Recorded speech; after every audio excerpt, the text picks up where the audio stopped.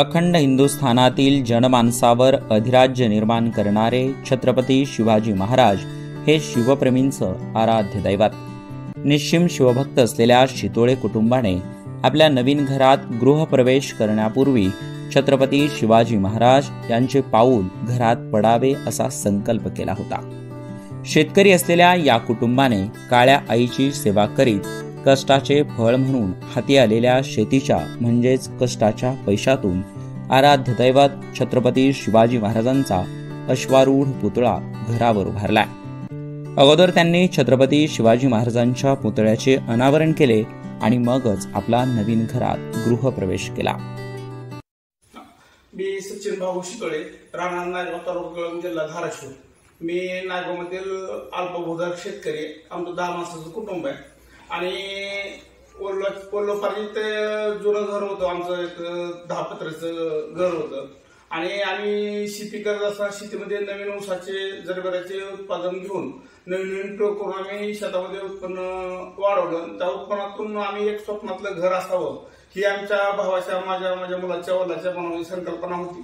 ती संकल्पना आम्ही 2019 आम्ही घराची घर बांधण्यास सुरुवात केली।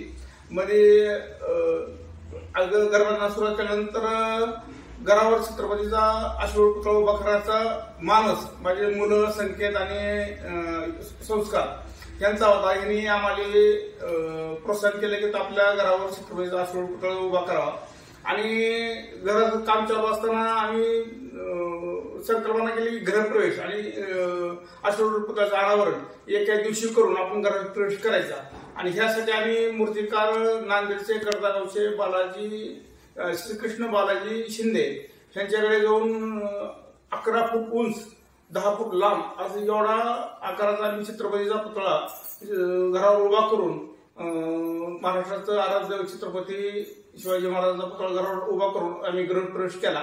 घरासाठी मी टोटल 50 लाख रुपये खर्च केला आणि छत्रपती शिवाजी महाराज अश्वारूढ पुतळा उभा करण्यासाठी माझे 7.5 ते 8 लाख रुपये खर्च आला मला।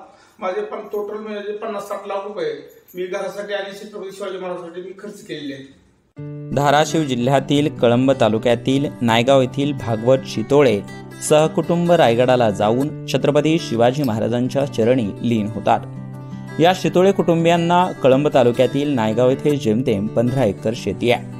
15 एकर असलेल्या या शेतजमिनीवर प्रपंच चालवणाऱ्या भागवत शितोळे यांना सचिन व दत्ता ही 2 मुलं।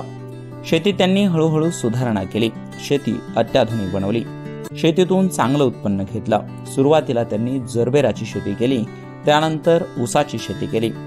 शेतीतून आलेल्या उत्पन्नाच्या पैशातून त्यांनी अलिशान बंगला बांधलाय।